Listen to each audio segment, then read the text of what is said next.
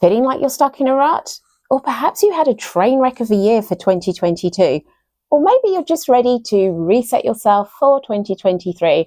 Well, I have 3 things that you can do immediately to start reinventing yourself for 2023. Now, reinventing yourself doesn't have to be this lengthy, complicated, or expensive process that unfolds over weeks and months. In fact, I think many women in their 40s can sometimes fall into that limiting belief.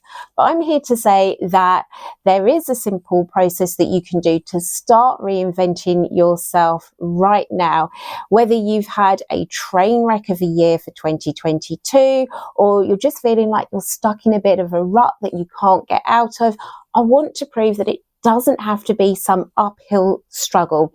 So grab your journal, your best pen, your favorite cuppa, and let's get cozy because we're about to reinvent ourselves for 2023. Now, the reason that I'm talking about reinventing yourself is because I kind of had a crappy ending to my 2022. Let's be honest, it was a bit of a train wreck. And I feel like it's time to have somewhat of a reinvention. But here's the thing, when you say the word reinvention, people sometimes think that it means completely abandoning who you are in order to pursue something you're not. And for me, when I'm trying to pursue something that I'm not, there's this awkwardness, definite cognitive dissonance that pops up that just makes it feel icky and not very easy. So instead, when I was journaling about this at the very end of 2022, I came to this conclusion that actually a reinvention isn't about turning into something completely different. It's about finding a piece of you, a fragment of you that's maybe got buried deep within from the day-to-day life stuff that happens, especially when you're a mother and you're kind of in the thick of parenting and you lose touch with aspects and attributes of yourself. And what I think a reinvention should be about is finding that little attribute that you've lost touch of that you want to turn the volume up. So it's about enhancing what is already there. And that's how the cognitive dissonance and the awkwardness and all of that kind of icky vibe that can come from trying to be something you're not, all of that can get blown out of the water. It doesn't even have to pop up in your mind, waving a red flag, because you found something that's already there and you're just choosing to enhance it. You're going to increase the saturation, improve the clarity. If it's got a bit fuzzy or rough around the edges, it's about sharpening it up. And this is my process, or my 3 tips for doing that. So let's get to it. The first tip is write a list of all of your attributes that you'd like to turn the volume up on. Perhaps you had a creative side that once you got into motherhood and the busyness and the sleepless nights, you kind of lost touch of it because you fell into that trap of, oh, I don't have time to, the kids are very demanding, they need me, I can't dedicate time to that pursuit. Whatever the dialogue was that you told yourself why you couldn't embrace your creative side, now's the time where, especially if you're in your 40s and your kids are a little older and they don't need you as much as they used to, now's the time to unearth that and decide perhaps that's what you want to turn the volume up on. Maybe it's your feminine side. Maybe you've fallen into the rut of just wearing jogging bottoms and a t-shirt all the time, and it's kind of making you not feel feminine and feel that softness about yourself. So maybe it's your femininity that you want to turn the volume up on. Maybe it's your adventurous side. I know for me, that's one of the things that I listed, that I want to go out there and have new experiences of doing fun things that I've always thought, yeah, that would be really fun to give that a go, but oh, I don't have time, and oh, I can't, and blah, blah, blah, and all of the excuses that I would make. Yeah, turning up the volume on being adventurous and seeking out fun activities. So journal out all of the attributes, all of the little personality traits that you've lost touch on that you want to now enhance because you need a bit of a reinvention. Once you've got that list, you want to pick maybe 3 that really excite you, and you want to take a moment to just journal on those, dig a little deeper, think about the why. Now, I will have a link to a PDF, a journaling PDF that you can purchase, download, print out, and it's going to guide you through the whole process. There'll be questions that will help you dig a little deeper. It will guide you through it and really help you to get clarity around the why behind those attributes.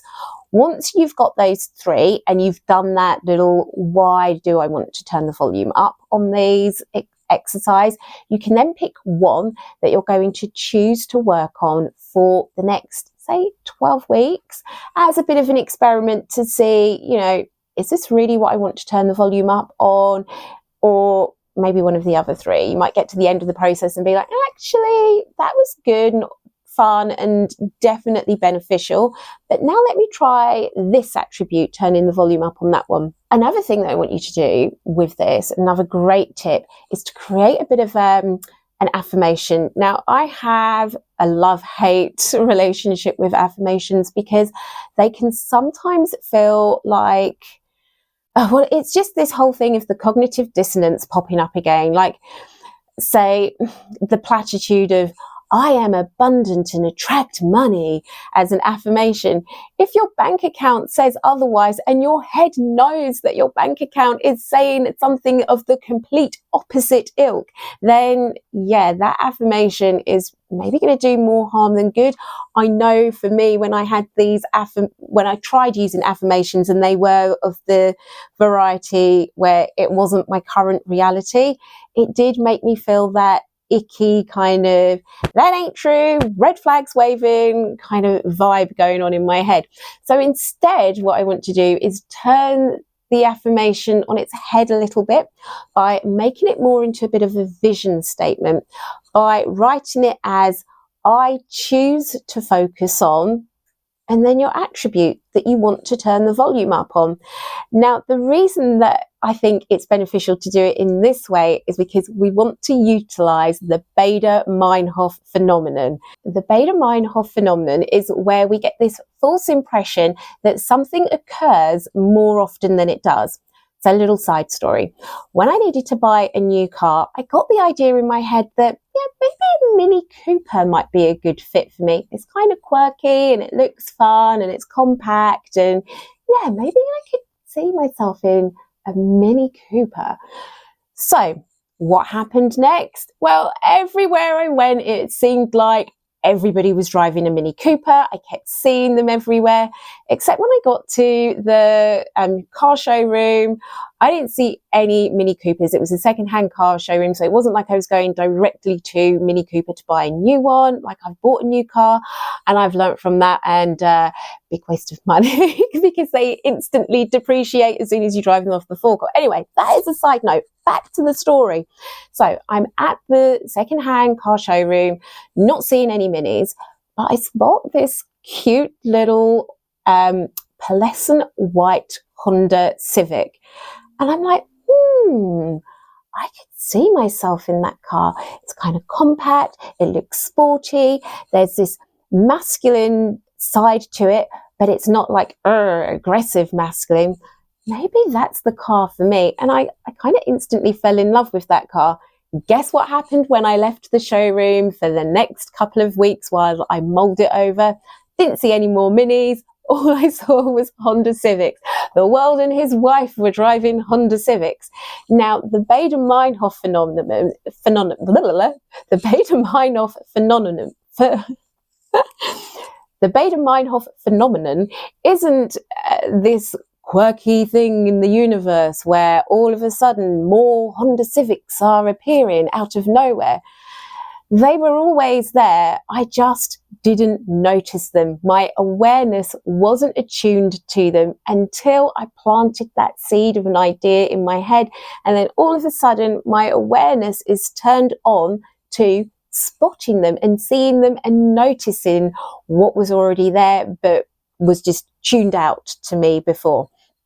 So the reason why we want to use this with our vision statement slash helpful affirmation is because we want to start attuning ourselves to seeing the possibilities of how we can turn the volume up on this particular attribute. And that's going to help it feel less like this uphill struggle of oh my God, I'm going to completely reinvent myself and become something I'm not. Because, like, firstly, we're picking a fragment of something that is already there, and then we're turning the volume up, and we're using this vision statement slash Bader-Meinhof phenomenon to help us find the ways that we can do that and make it feel easy and straightforward. You've written out your list of attributes, you've picked one, you've journaled why you want to turn the volume up on this particular attribute, and you've written your vision statement slash helpful affirmation that's going to help you attune yourself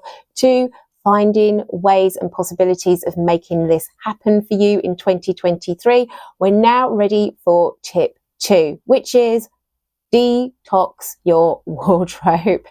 Now, I know there's a lot of stuff about minimalism at the moment, or maybe that's just the Bader-Meinhof effect, where I kind of want to do a bit of a declutter.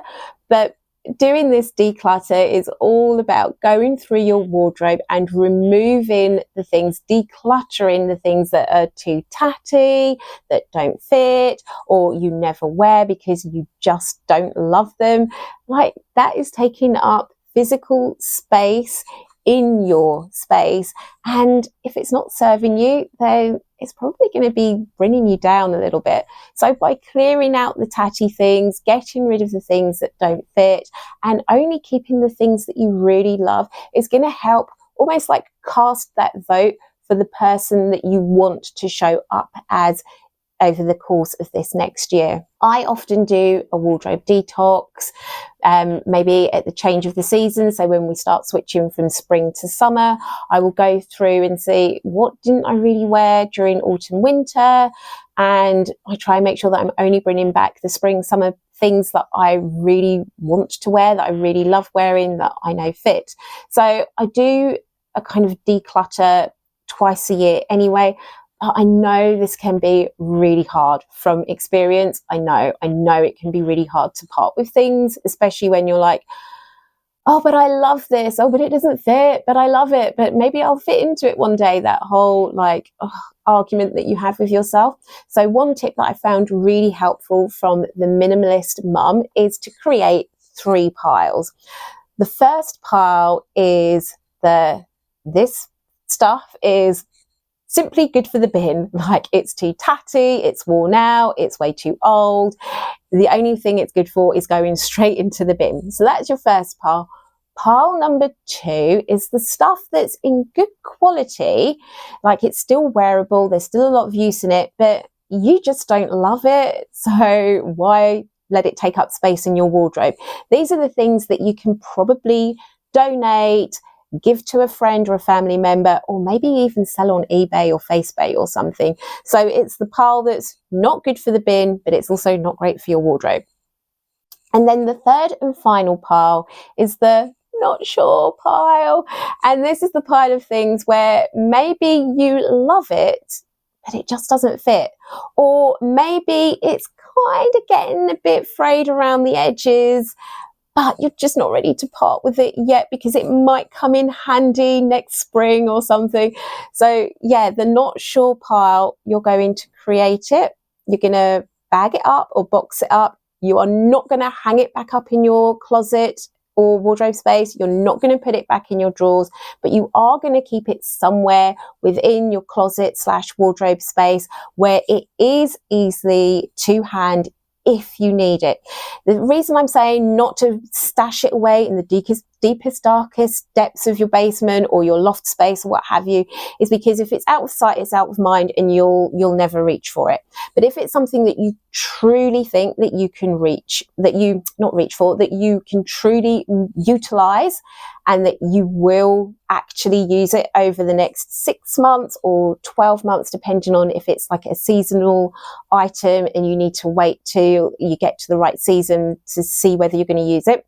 That's a lot of words, but you get what I mean. So once it's in that box, label it up. What have you got in there? And most importantly, a date. When did you store these items in this box? Next, what you want to do is set a reminder, either a digital reminder or something in your physical wall planner, journal, calendar, diary, what have you, to go back to that box in, say, 6 months or 12 months if there's a lot of seasonal stuff in there. And the idea is that when you go back to that box and you pick it up, do not open it. Just don't. Because if you look at it, you're going to be like, oh, but this might come in handy, and the whole cycle will start again.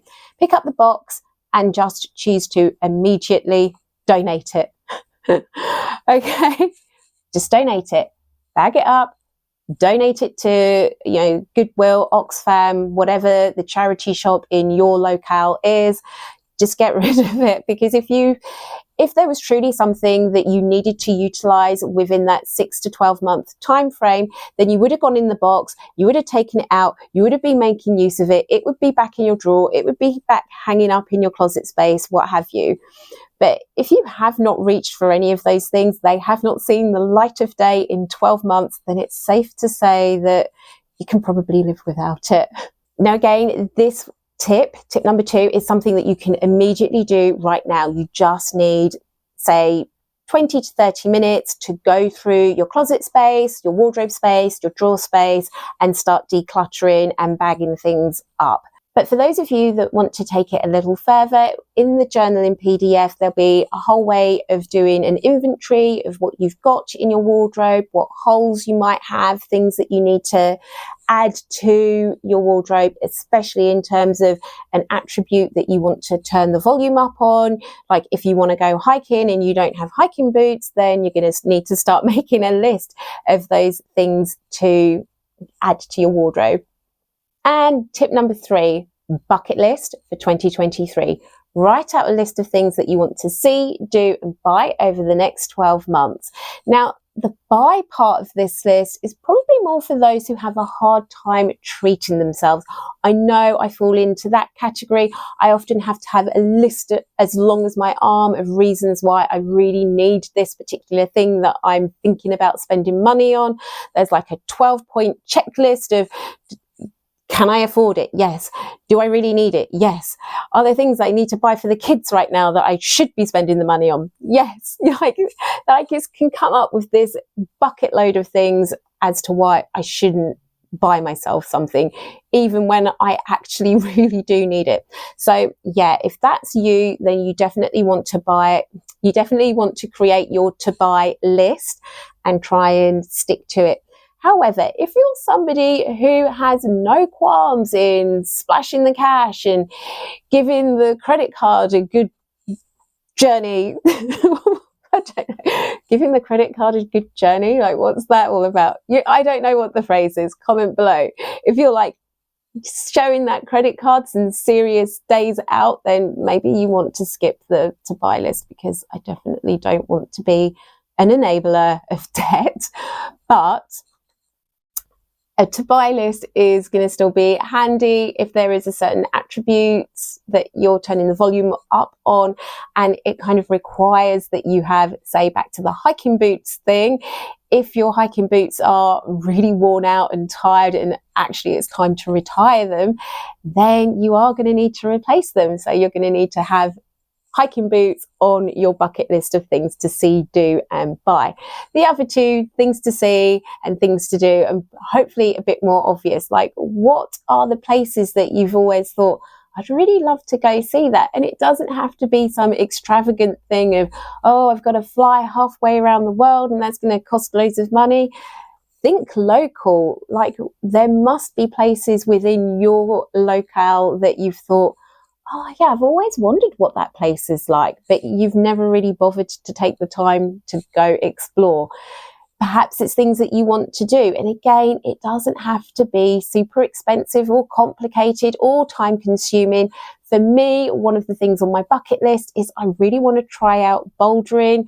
We've got a climbing centre that's opened up in our town a couple of years ago, and they do bouldering introduction courses, and it's actually really affordable. So that's the first thing on my bucket list of what I want to do in 2023. So there you have it, my top 3 tips of how to reinvent yourself for 2023, especially if you're a woman in her 40s like myself, who's experienced a bit of a train wreck over 2022, and you feel like a reset is definitely in order. Those are the 3 things that I've already done. I've already journaled on them. I've even created the journaling PDF that's going to just do a little bit more of a hand holding. It's going to guide you through the whole process. There are questions and prompts that are designed to help you get clarity, as well as journaling space so that you can get all of your thoughts and feelings out and see it in black and white, which again for me really helps me to get clarity around things as well.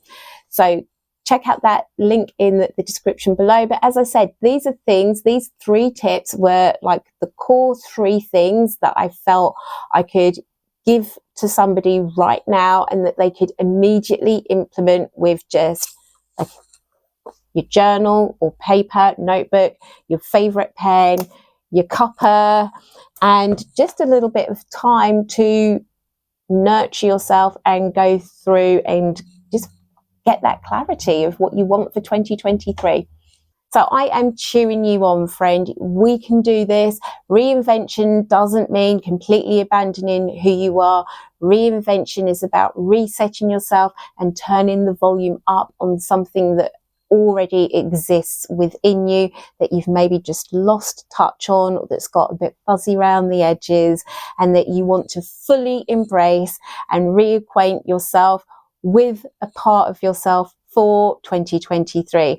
I shall see you in the next video, which should be coming up somewhere around here.